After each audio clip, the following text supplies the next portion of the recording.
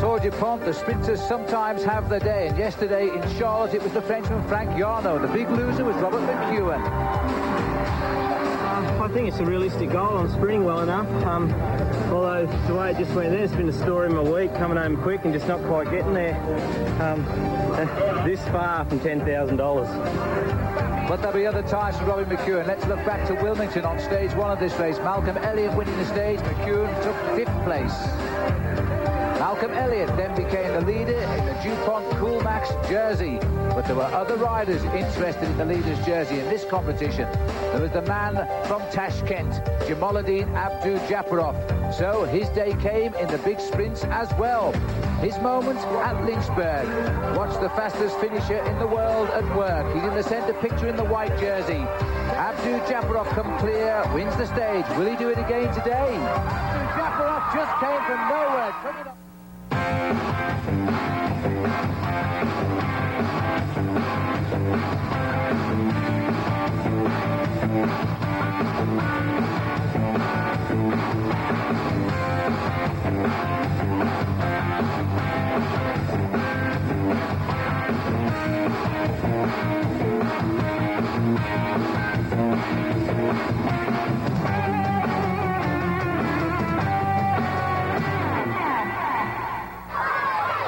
Hello again, everybody, and welcome along to the Tour DuPont. We're now going into South Carolina for the very first time since this tour was first held back in 1989. The Sun 2 has returned, and yesterday it returned in a big way for the young French professional Frank Yarno.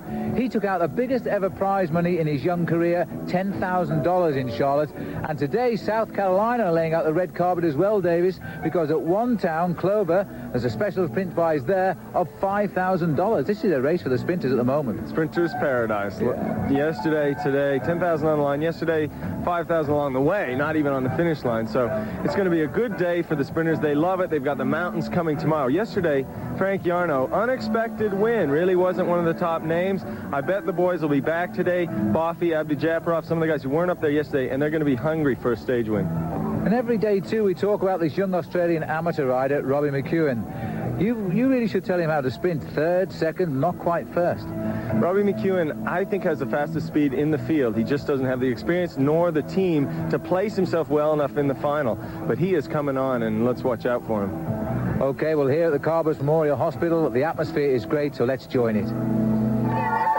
And indeed, and the children playing a significant part from the start this morning. They're here literally in the hundreds. Robbie McEwen, a young amateur rider from Queensland, on the northeastern coastline of Australia, enjoying the adulation. I think he'll be a professional by this time next year. Abdu-Japarov, he is a professional. He'll be contemplating today another sprinter's day in the saddle. Now, it's a long, long day. The sun is up, and food is of the utmost importance. There's one man who knows all about eating. There's one man who knows all about sprinting. Let's go to Davis Phinney. 150-mile ride. I used to think a lot about eating, honestly, when I was doing these races. And I don't know, what do you guys have for lunch today? You know, we used to have the sandwiches and all that stuff. What's on tap? Well, Davis, yeah, we do think a lot about eating because it does get long out there, 6-7 hours. What we start out with is, you know, carry 2 bottles of glucose and some high energy drinks, and then a little bit of fruit. We got the power bars. We'll go through possibly 3-4 power bars during the day. Good job. Yeah. What, PB Kings, what's the flavor of the day here? We're looking for a banana here. I think there's only... Banana. Hey, that's my mocha there, Norm. Let me have the mocha. I got to have mocha and then a chocolate. Those are my 2 good flavors. I go for banana myself. All right. Hey. Malt nut rules, guys. All right. So there's no jelly here, so we're not forget that. Yeah. All right. Well, good deal. Enjoy your lunch. All right. Bon appetit. Okay. Molto grazie. And so they're waving the flags of the United States, of Poland, of Germany, of France, all of the nationalities of the riders in this event. And they're also making sure they cheer for them in their own language. Tremendous atmosphere. McEwen looking very pensive. Lance Armstrong not too worried about today. He'll just keep his eye on the men closest to him, namely Vyacheslav Yefimov. Are we all ready for another day in the saddle? So the riders are heading out on what is the longest stage of the race. Although our caption says 150 miles, overnight it's been lengthened by a mile because of road construction. Stage 7 it is. We say a brief farewell to North Carolina. We'll be back as we now go into South Carolina for the first time in this race's history. As I say, 151 miles and the countryside beautiful and a little bit ripply as we get towards the finish where there are 3 circuits. This is the sort of money they're racing for today, $6,600 on the way in total. Clover is the place, the 2,500 first place in the sprint there. First Union, Stage 7 of the 1995 Tour DuPont is being brought to you by Fresca, the official soft drink of US cycling, and by Carberus Memorial Hospital, the highest standard of health care, and by Coolmax.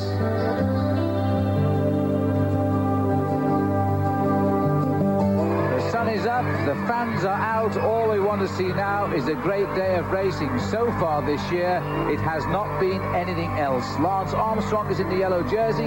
He'll be keeping an eye on Vyacheslav Yekimov. We'll be back.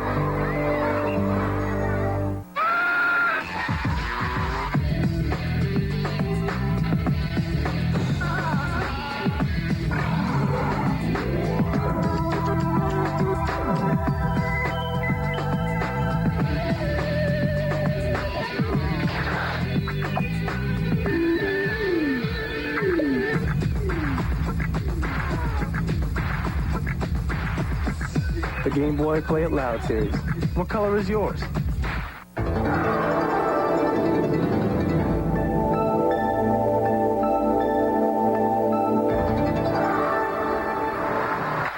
And after Frank Yarno yesterday won $10,000 in the main event, there was a little aside for the folks at Charlotte with the world champion Marty Notstein from Trexlertown showing a clean pair of wheels in a straight road sprint final, and another $10,000 well spent. So the world champion taking this right on the line. He's a double world champion, by the way, Marty Notstein, and the way he's sprinting this year, he's all set to keep his title when the sprinting goes down to Columbia at the end of the year. Let's rejoin the race now. Reminder, we're on stage 7 and we're heading towards Greenville in South Carolina. There has been a series of attacks launched ever since the flag was dropped today. That's something of a surprise and indicates to me that a lot of riders do not want this race to go down to a sprint finish. They do not want the sprinters to have a second day's success in a row. This is George Hincapie looking around for a little bit of assistance. He too has been very active. Placed at the finish at Charlotte yesterday where he lives, although he comes from Farmingdale in New York. So they're marshalling the attacks, but as we head towards Clover, that's where the people are enjoying the occasion. Nothing comes to Clover at all. Nothing ever really comes to Clover. And this is special, so, and I'm here to see it. This is the first time Clover has seen something like this, and we just want to come out and be a part of it. Several miles. Well, I tell you what, Phil, there's some money on the line here in Clover, so they'll be seeing more than just a little bit of action coming up the road. I think the riders are trying to really get a group away today. Here's a big-sized group that's rolling out the front. There's Alvaro Mejia for Motorola. He'll just be monitoring this group. He'll just be sitting back. He'll never take a turn at the front because his man Lance Armstrong's in the back with the leader's yellow jersey. This is a good group, Phil. This is kind of a surprise move this early in the race. Jackie Durand is in it. In all, we have 9 riders here, Davis. It was started by Marco Vernet, a Dutchman. He was joined by 8 men. You are right. Alvaro Mejia is here. A good move by Motorola because they're getting a little bit of a break on here. The Motorola boys are monitoring the bunch behind. They've got to because of Lance Armstrong. But if they could leave it away from this group Mejia, they could push him up the overall. This is the sprint. £2,500 for the first man over the line. 1.5 a second. And Marco Vernet, who started the move, is clear again. He takes it on the line. And right up behind in the sprint for second place is going to go to the Italian Vattaroni, a new professional, and Brian Walton of the Saturn team. And there it is. He gets $1,000 in third place. What a result. Verme, that's his biggest prize money in his life, I'm sure of that. So the breakaway is on, and it contains Alvaro Mejia and also Blanton of Nobel team, the 2 riders with most to gain. We will be back.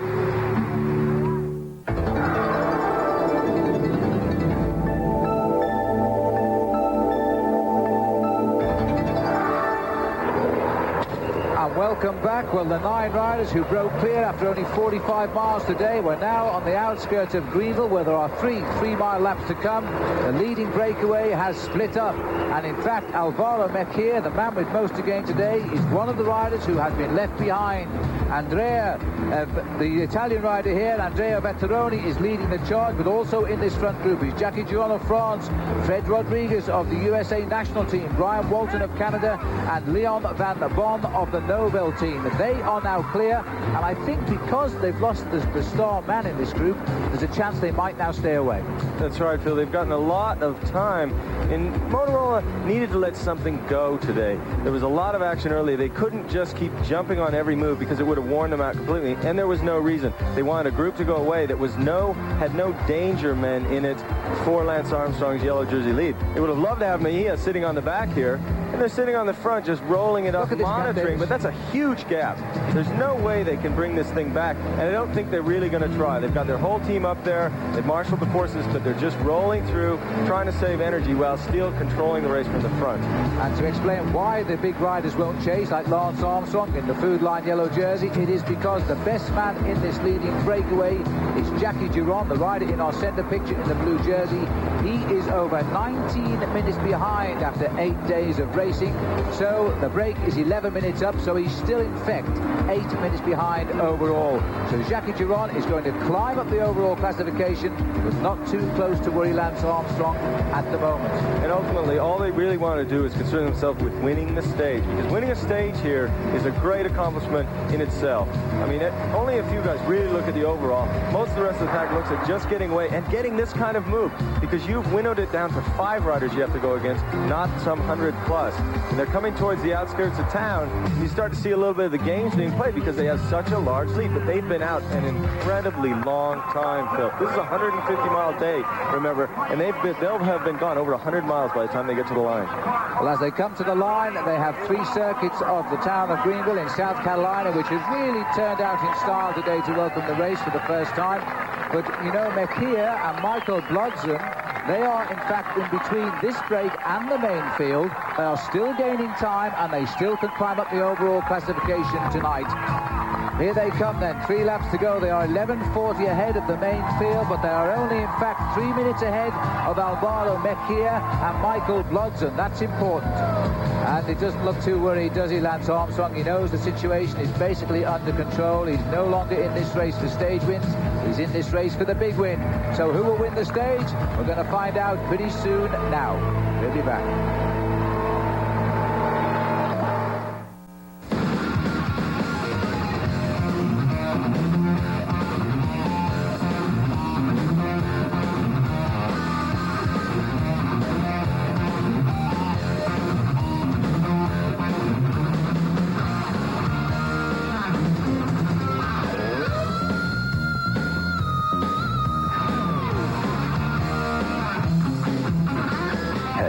Can be cool if your feet are in a sweat.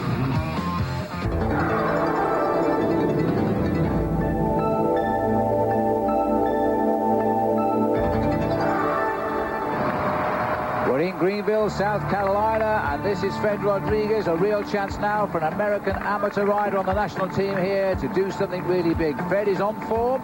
He has a medal from the recent Pan American Games. The main field here, also on the circuit now, are in fact 6 kilometers. That's about 3.6 miles behind the leaders. So they're out of it for today, but there's no doubt either that Lance Armstrong is going to keep that leader's yellow jersey. He's simply that far ahead. It's been a good day for Lance and the Motorola boys. They've gotten just about everything they would have wanted. They haven't had to control the race too much, i.e. they haven't had to put a lot of energy into it. These guys are a long way up the road, but they're not concerned too much about them. But for these riders, this is at the time that the only chance they might have to win a stage. So they've got to really think hard on it.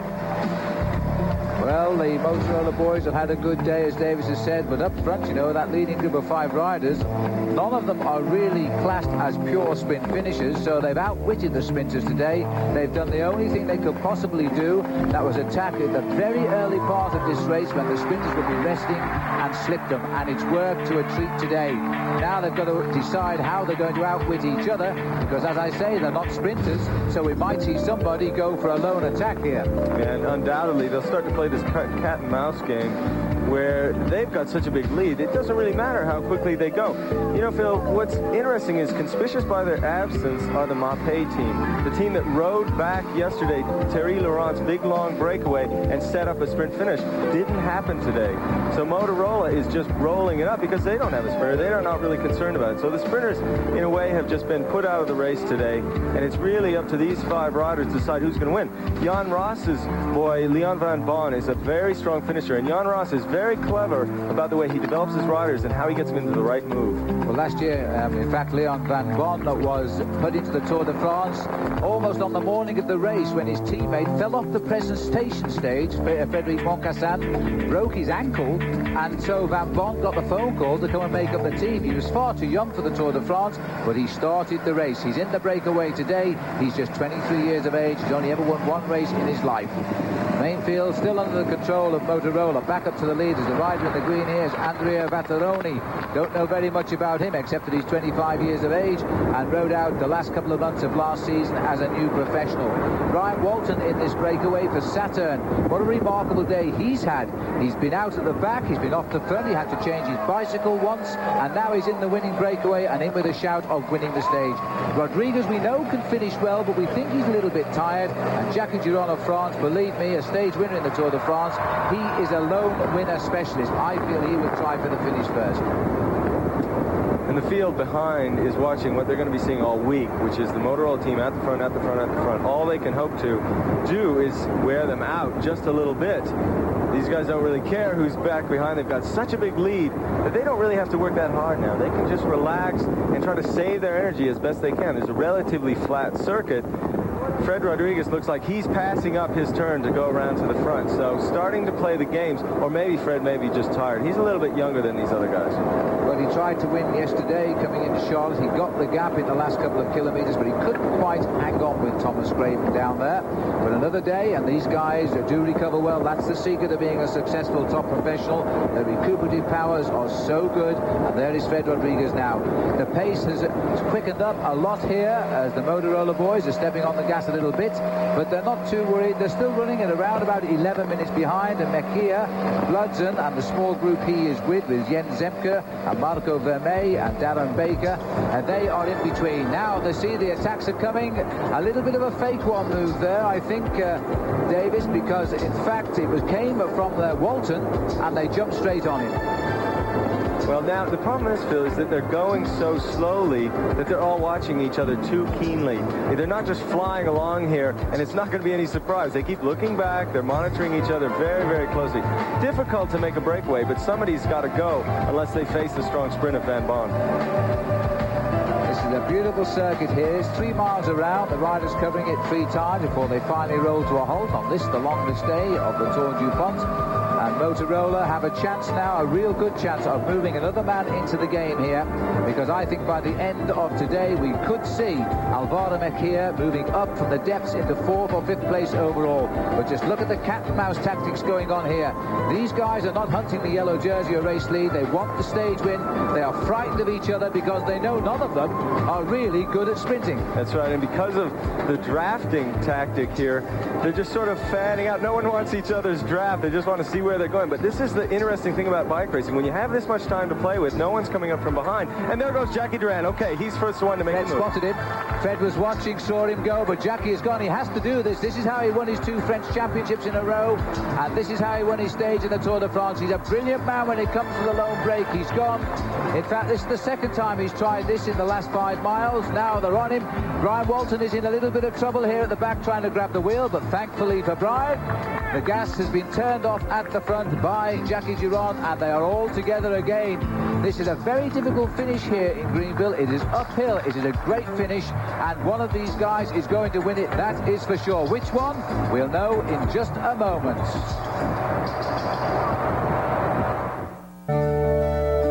First Union, Stage 7 of the 1995 Tour DuPont has been brought to you by Motorola, a global leader in communications and electronics. By Carberus Memorial Hospital, the highest standard of healthcare. And by Medalist Sports.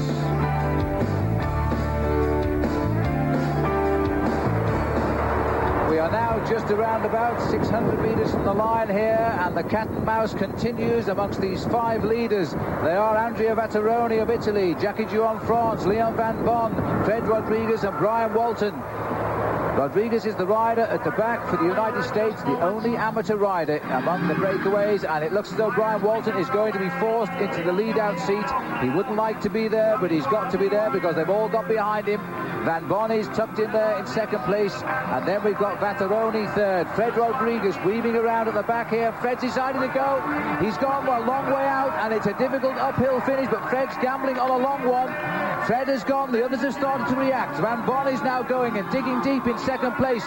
Jackie Duron is not a sprinter, hanging on at the back. Brian Walton has lost it completely. Rodriguez now still holding on. The line is coming, but is it coming close enough? Van Bon has gone over the top of him. Leon Van Bon is going to win this one and give Novell the prize, and it'll only be Van Bon's second ever victory. He takes it easy, and Jackie Duron is second. Vatteroni is third.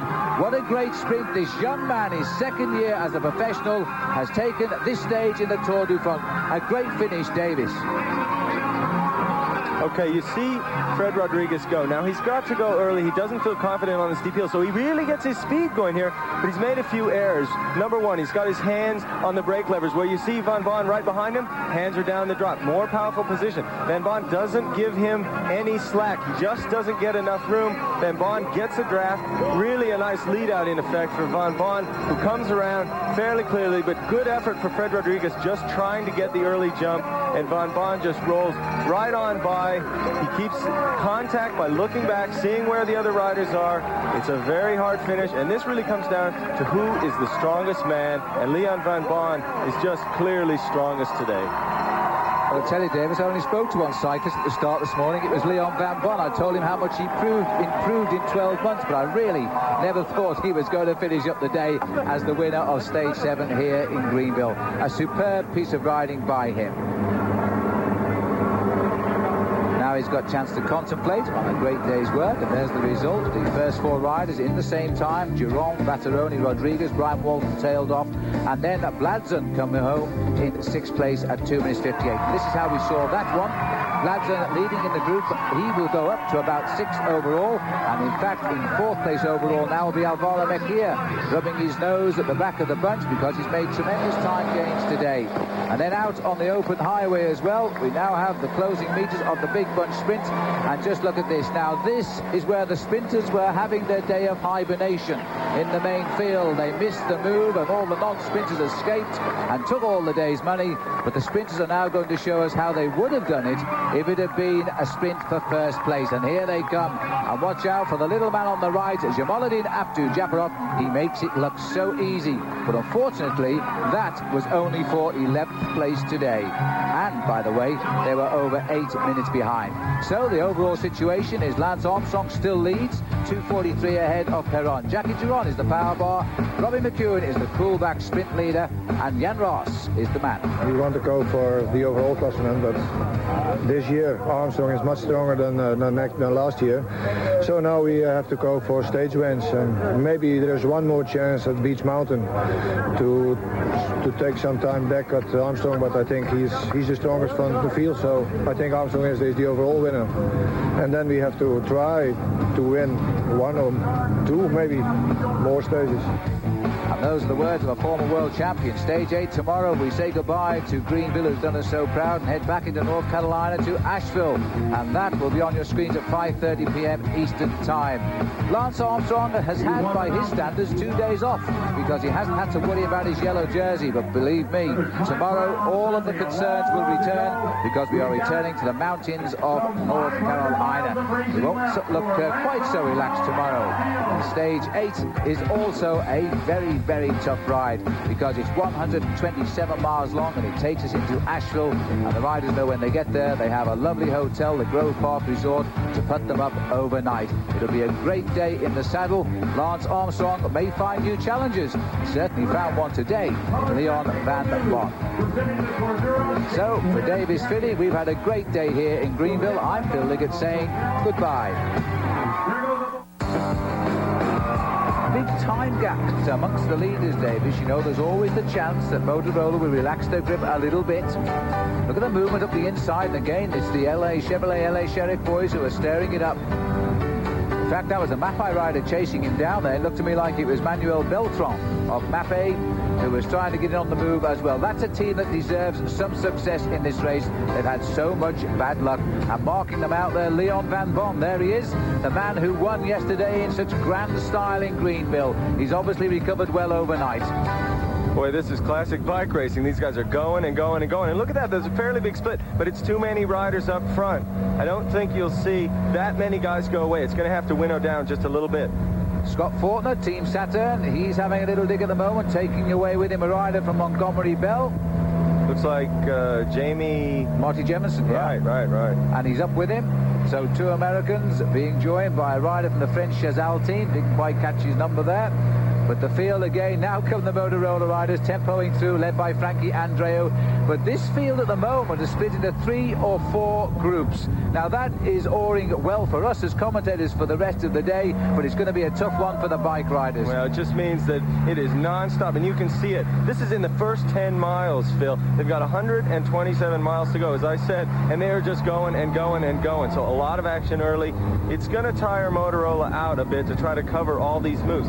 They've got to be getting tired. Their strong men have just been sitting up at the front and pulling through and riding day after day after day to control this race. The boys, specifically Sean Yates, who spends most of the time in the lead, have got to be getting tired.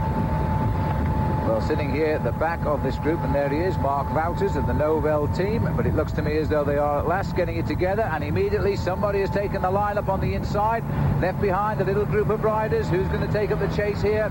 This is great racing at this stage of the event because the hills, and there are 5 climbs today, are still ahead on the road, and the weather forecast coming from up the course is that by midway the rain will catch up with the riders. Motorola, George Hincapie there, trying to take Lance Armstrong back up to the front.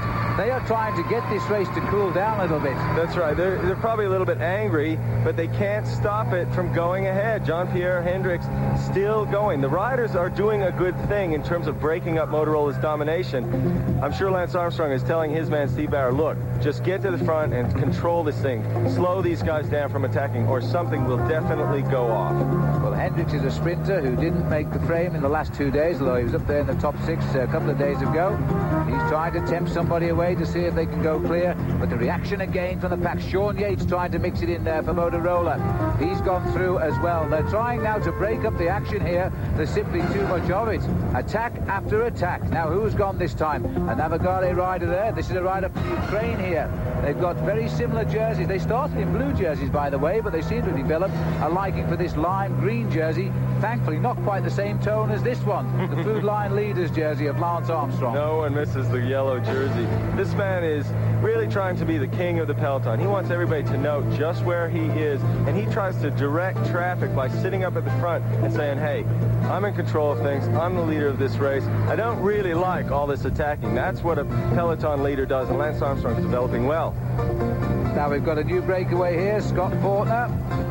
6 in the US Pro Championships last year. I remember that race well in Philadelphia. What a great rider Scott is. Now he's trying to settle in. He's hoping that perhaps they've all had their little rush of fresh air and they've settled down back in that field. 1 or 2 riders trying to pick the way out of the pack as well. This is Jamaluddin Abdu-Japarov. It looks like Clark Sheehan on his wheel for Montgomery Bell, and there is Fortner trying to get on the wheel. They've gone flying through, driven by the Tashkent Terror. This little man who really is a sprinter.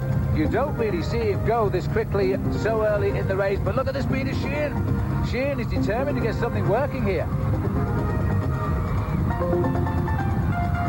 But Sheehan is just going off. They're coming through.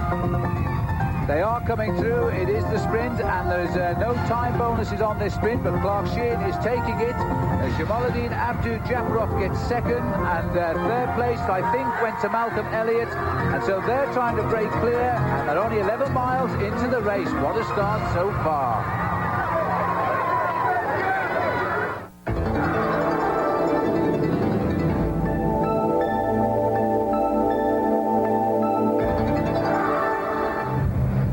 Well, there are now 3. We saw the breakaway started, and it was started by Clark Sheehan, Jamaluddin Abdu-Japarov, and now Anatoly Shubar has come from the back for Ukraine. First time I've seen a Ukrainian on the attack, Davis. He's just trying to take the ride. He's not going to be as strong as Clark Sheehan. We haven't seen a lot from the Ukrainians, nor will he be as strong as Jamaluddin Abdujaparov. Interesting tactic for Abdujaparov to get out front. You see the Motorola team, and specifically Lance Armstrong there.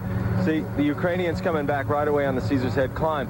But Abdujaparov getting off the front this early is a good tactic for Novell. Jan Ross, their boss, must have just said, hey, you've got to get out there because you're not going to be winning any sprints today. You won't make it to the line for the sprints unless you get out front. And this way he can win back that Coolmax Sprint Leaders jersey.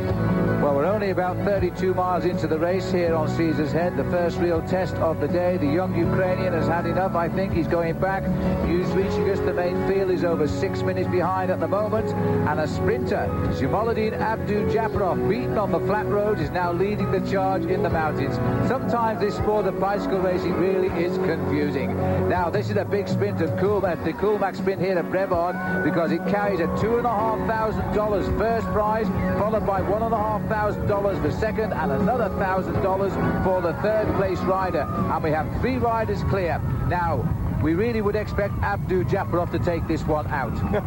Clark Sheehan's not too much of a spur, but he's giving it a run. Good for him. Good man. He gave it a run, but it was in perfect judgment by Abdujaparov, 3-time winner of the famous green jersey of the Tour de France. So he gets $2,500 for that. Back in the bunch. Look at the gap now. Almost 10 minutes, and the Motorola riders having a little team talk here. We've got at the front Frankie Andrea. Just off our camera to the right is George Hincapie. They're keeping it nice and steady. They're not going to break their necks now to bring back these 2 riders at this moment. The best place overall is Sheehan in 27th place, and the rain is beginning to spit on top of the riders. The rumour is that over the top of Wagon Road Gap, it is teeming down with rain. But we're going to find out pretty soon. But these 2 riders are making their way to the finish ahead of the field. We'll be back.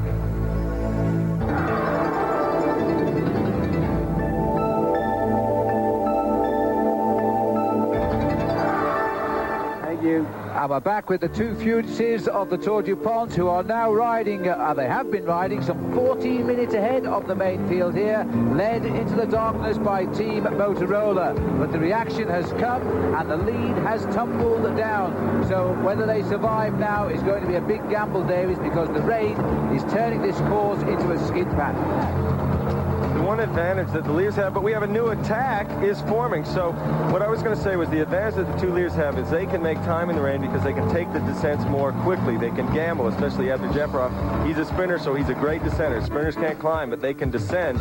But those riders coming up from behind shows the race is starting to happen. It'll bring the lead down. Well, these are the 2 leaders now at Weaverville, 110 miles covered, and Abdujaparov is leading through and taking another $1,500. So he's picked up $4,000 for this escape today. And as we have received news that the leader of the Coolmax jersey, Robbie McEwen of Australia, has given up the race, is following in the last vehicle, then now Abdujaparov has made it really worthwhile. He is the new leader of that DuPont Coolmax competition. And you notice back in the pack that Motorola is getting some help. They've been on the front all day. There was a Castorama rider up there, but they're looking out for these guys. They don't want a break to go away without their man Madua, the Castorama rider. Well, this is Francesco Secchiari going through. And Norm Alvis is the rider getting his power bar down as fast as he can before the next move comes. Eric Decker here, silver medalist in the Barcelona Olympic Games, looking very useful. If they can pull back those 2 riders now, they're closing fast. Decker would be my bet to win this stage. You know, they are closing down fast now, Davis. The breakaway from some 40-minute advantage is now down to inside 4 minutes. And these 4 riders are... Now, this is Jan Ross now explaining the whole run-in to Abdujaparov. The wily Jan Ross, a leader of the Tour de France, a former world champion, suddenly having to teach a sprinter, as he was, how to win a mountain stage. I think he'll be a bit concerned about Clark Sheehan's climbing abilities versus Abdujaparov. But if Abdujaparov gets to the descent, he'll have no problem against Clark. But Lance Armstrong is taking up the pace on the last hard hill. And do you know why? Because there's no other Motorola rider there now except Heron. They've all fallen back for the first time since this race began. Motorola have lost all their players except the 2 best. And this is goodbye to Abdujaparov too. Now this is the last chance for Clark Sheehan. They are closing down so quickly. Sheehan has gone on the climb because he's probably certainly afraid of Abdujaparov's finishing sprint, but also his descending powers. look at this now. Clark Sheehan of the US going clear on his own. The break behind, less than a minute down. You can bet his team director, Eddie B, is very, very happy about that. Well, this would be a ride. This man went away at 10 miles. He's faced a stage of 116 miles up front. Look at the tempo of Armstrong. They are closing so quickly now. They've caught Abdu Japarov. He's gone, and we've still got 6 miles to go. There was a little tap there by Yekimov saying, don't give up now, Abdu, come with us. This is going to be some climax now, and they can catch the lone leader yet. We're going to find out soon.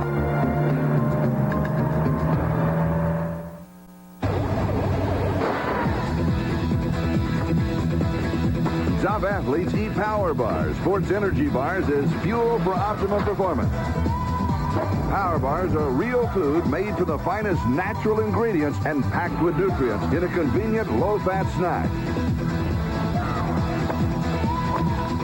Now in 6 great flavors. If you need energy, get Power bars.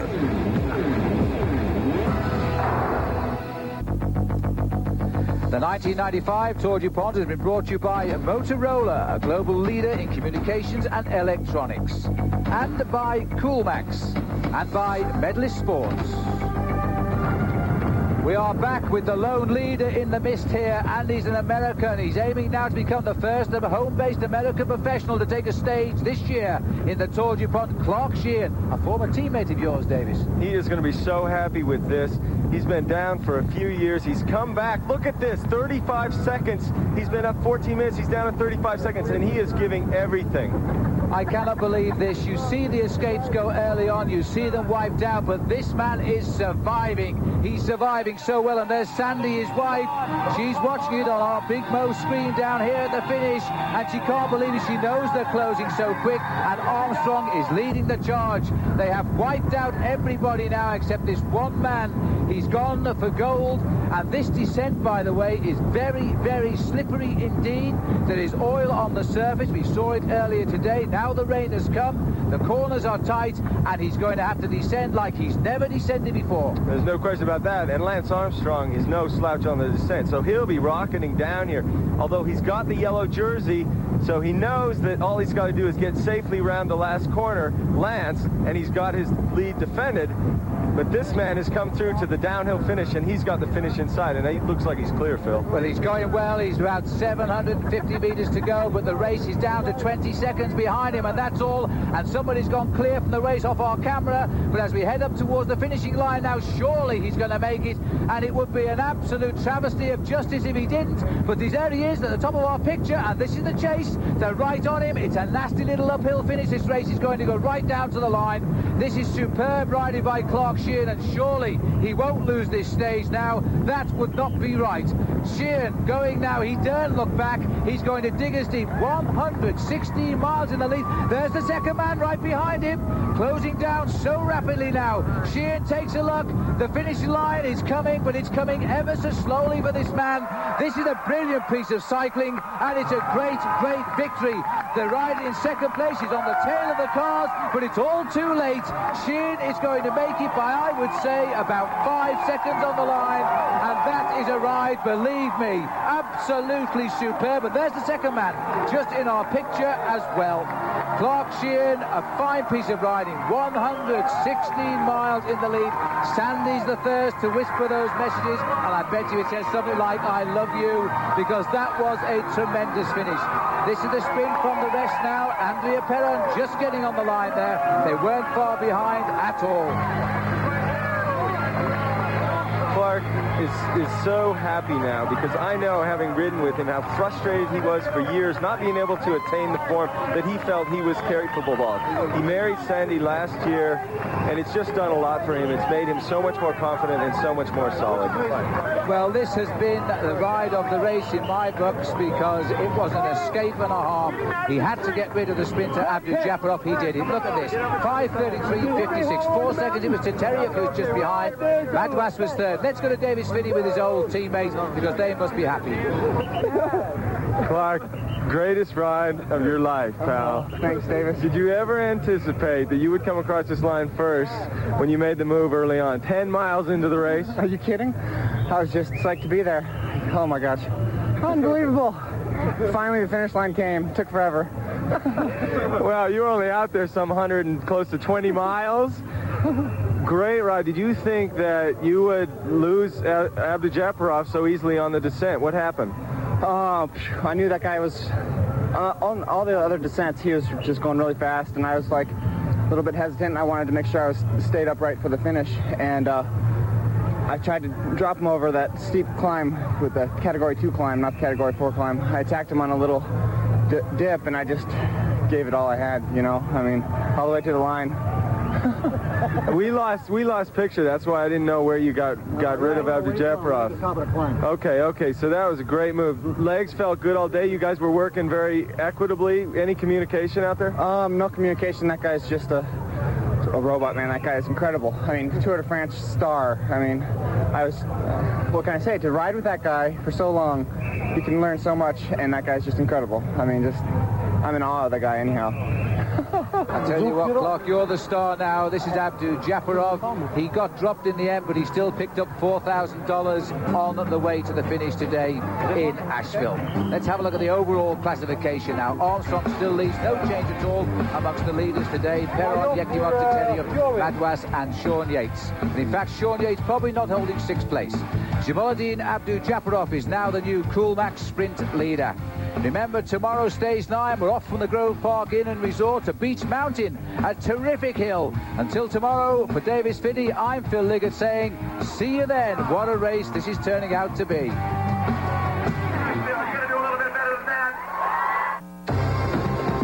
Yesterday it was the great escape, the great adventure, and a great winner in Clark Sheehan of the United States. His wife Sandy was there to witness one of the finest victories this race has ever seen. The longest escape in the history of the event, 116 miles, and at the finishing line he won by a handful of seconds. That was yesterday's great story in the Tour DuPont. The leader stays with Lance Armstrong. The race goes on.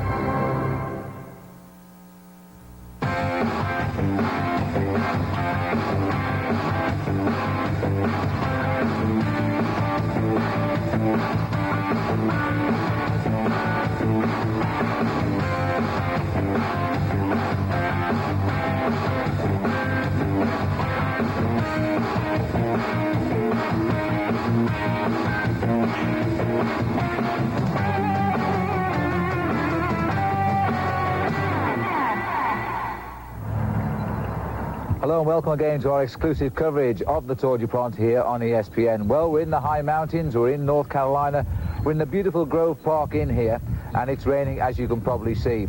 And you know, today is a big day for Lance Armstrong. Also trying to get a breakaway, but the man is there. Sean Yates watching every move. And if you're Team Motorola, you've just got to be getting so tired because they have been working all week, always on the front, controlling the race, and to see this kind of attacking really takes it out of their legs. I bet they just like to see someone get ahead, and then they can sit on the front and roll at their own tempo. Well, after Scott Mercier of Saturn, we've now have Scott Mercer of the United States EDS team. And Scott here I saw win the Tour of Hawaii just over a year ago on that beautiful exotic island of Oahu. Gianluca Bortolami, really the big loser of this race after his crash over a week ago. He's some 26 minutes down, but he lost 23 in one day going into Blacksburg. Now, a little breakaway that does look as though it's getting away, Davis. Well, driven by Scott Mercer, he's been caught up by 3 other riders, and you notice that Mapei is more active today. The Mapei GB team needs to try to do something in this event, Phil. They're very frustrated about their Tour DuPont this year, and certainly Bortolami's crash didn't help anything. They'd like to get back today, especially since it's a mountain stage. That was the composition of this little group. Franz Masson leading the line through. The rider coming to the back there, Jean-Pierre Bourgeot. And the gap has opened. And this looks like Thierry Laurent trying to get across, number 33. They're latching on at the back there, and another Montgomery Bell rider has come up, and it is in fact Marty Jefferson. So, you know, that team really has its tail up now after yesterday's great victory by Clark Sheehan. Little group forming at the front. Nobody in here that will immediately concern Lance Armstrong. it may be allowed its head. We may be in for a surprise again, because this is around about 11 miles covered, and that's where the breakaway went yesterday, and it was successful. Now this man is a sprinter, Adriano Baffi, number 22, but he's in the main breakaway. But in fact, the main field are reacting. Thierry Laurent looks over his shoulder. He will see the lead group all being led by the Motorola team, and they're just keeping the nice little tempo. Frankie Andreo, George Hincapie, they're setting the pace. Well, there's a long way to go, something like 109 miles still to go to the finish. There's plenty of room for action yet.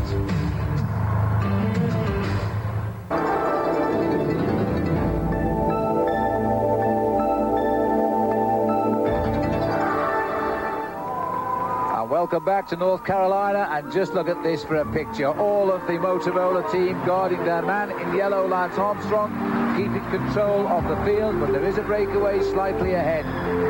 A long, thin line of riders following them down this twister as they head out now towards Gillespie Gap and the first category climb of the day. This is the breakaway. It's thinned out a little bit, but they are the same riders who went away early on. And we've got Pena, number 27 here for Mappe. Norm Alvis is here too from Montgomery, for Saturn rather. The Montgomery rider here is Marty Jemison, and the other rider in blue is Thierry Laurent. Thierry Laurent, number 33 there, Davis, tries almost daily to escape.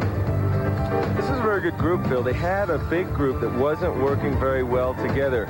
So they've gone off the front, they've broken it apart, and now they've got 4 strong riders who are, as you say, not a threat to Lance Armstrong. But you know what? The split is not that great here. The pack is not giving them a lot of room. They're not getting the time of yesterday's break, and you see what's happening behind. Coming up the climb is Alvaro Mejia, who's leading Perron and Armstrong, so 3 strong Motorola riders. The rest of the Motorola team has gone off. They're tired, they're done for the day, but still, Lance Armstrong has Pena, Ekimov in 4th, has nobody there. Well, Motorola showed their strength. Now we've got their 3 climbers here, led by Mejia. Lance Armstrong, he's strong in every department, sprinting, climbing, and staying on the flat roads this year, as he's shown us for the last few days. So he's under no pressure. The men he wants around him are right there. That's on his right. He's looking right at him. It's Vyacheslav Yekimov. That's the whereabouts he wants to know of Yekimov. The 4 riders up the road will not concern him over much. In fact, he will probably think that they will come back of their own volition. The lead, by the way, is round about 4 minutes here on Gillespie Gap, and Norm Alvis, he's attacked daily as well, and again he's never quite got to the finish. The Saturn team really do deserve a success. Norm's had some great form. He was 5th in the Roanoke time trial, and definitely he's been wanting to get this kind of move, as has Marty Jemison. Laurent tried on the way into Charlotte, was unsuccessful, and Miguel Angel Pena, we haven't seen a lot from him, but he's riding very well today, and maybe just a springboard for one of his teammates, Bartolome or Ballerini, to come up from behind.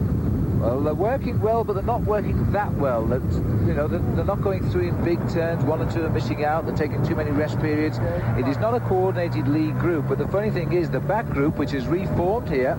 In fact, a number of riders have caught up now with Mejia, who's still setting the pace, and just behind him is Laurent Madouas, a rider who is riding so well in this race for Castorama. And I would say we're up to around about 25 riders have reformed here in this chase group. That's an indication. We're now out on the climb here of Hickory Gap, and an immediate attack. And Norm Alvis has sensed that this break is collapsing, and he's gone. I don't know whether he wants to go so far from the finish, because it's only 10 miles, but we have the 3-mile finishing climb of Beech Mountain. This would be a great move if the finish was just as it was yesterday, downhill into Asheville. Today, it's uphill very steeply up onto Beech Mountain. Norm has got to try to get as much time as he can, but it won't be possible to take much time back when Alvaro Mejia is pulling at the front. Well, that break is down to about 1 minute 30, and again the big field is swelling. Riders are getting back after the big climb of Gillespie Gap and before the major climb to Mile High Mountain up Beech Mountain. Now let's go back up to the leader. We're in Tabanna Elk now, the little town that nestles beneath the mountain, and we've seen Alvis shed, because in fact gone up to the front is Pena. Now, this is the youngest rider in the breakaway, Miguel Penny. He's only 24 years of age. He turned professional last year. He is yet to win a race as a professional, but he is on the sort of team that I think one day he'll get his victory. It might be today.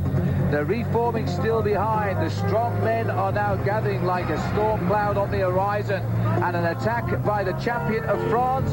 And he's going by. In fact, Marty Jemison has been picked up, so the break is collapsing. It was expected, Phil. These riders are just too strong, and they don't have enough of a lead. When you've got the main climbers giving it all up the hill, they'll start to force the pace. Mejia's going to force that pace as hard as he can. Actually, Yaskula takes it up, and they're going to try to shed as many riders as they can as early in this climb and get right to the lead. Well, this is now beginning to remind me of the climb of Mountain Lake, where Lance Armstrong first went to victory and got his yellow jersey, because on that occasion it was Yaskula who set the pace. It's Yaskula again now. Just 2 miles to go to the finish, and the breakaways have been caught. The heads of state in this race are now back in control. Which one will win?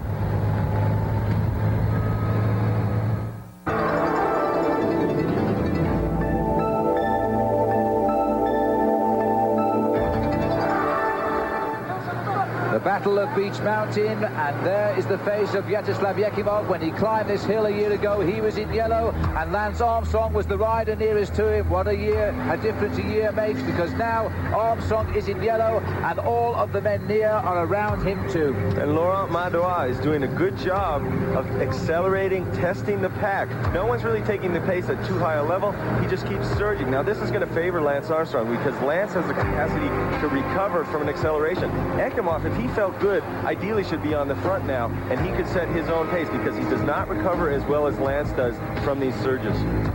Madras looks over his shoulder. He sees, in fact, Lance Armstrong is there. Yekimov is sitting on the back wheel of Armstrong.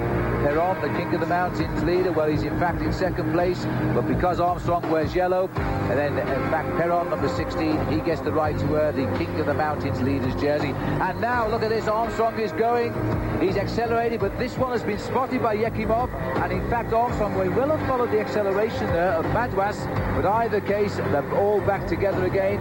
I think the rider who got hurt there a little bit was Zenon Yaskula. He's just off our camera, and there he is. And Yaskula maybe just playing it smart by being steadier instead of trying to chase back.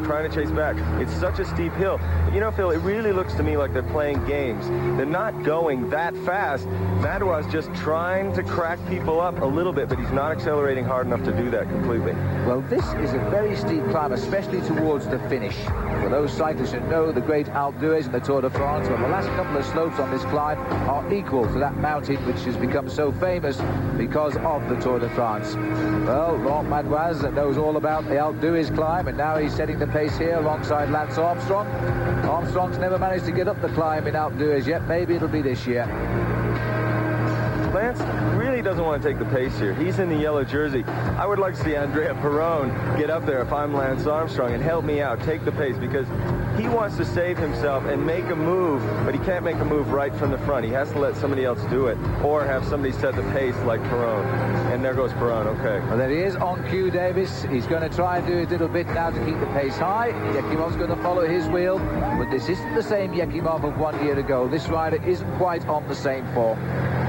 There's the long, lonely slopes of the mountain. And by the way, the chill factor up here today is around about 35, 40 degrees. It's very cold on top of the mountain, waiting for the riders to come up. And you can tell by the trees that spring is a little late here now, but we've lost Yaskula. Yaskula's gone. Yekimov is trying to get round Perron. Perron trying to slow down the reaction of Yekimov there as Madras has taken away Lance Armstrong. Now that's a good tactic by the Motorola team man. He's making Yekimov use his energy now to catch up with the two leaders, and he may not do it. Madras has made a good move, and Armstrong's going to make sure it's consolidated. Armstrong goes. Now, can he finish this off like he did on the road into Blacksburg? We'll find out soon.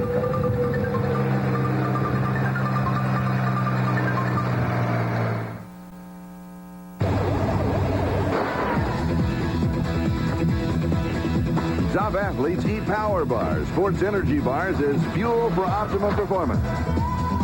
Power bars are real food made from the finest natural ingredients and packed with nutrients in a convenient low-fat snack. now in 6 great flavors. If you need energy, get Power Bars.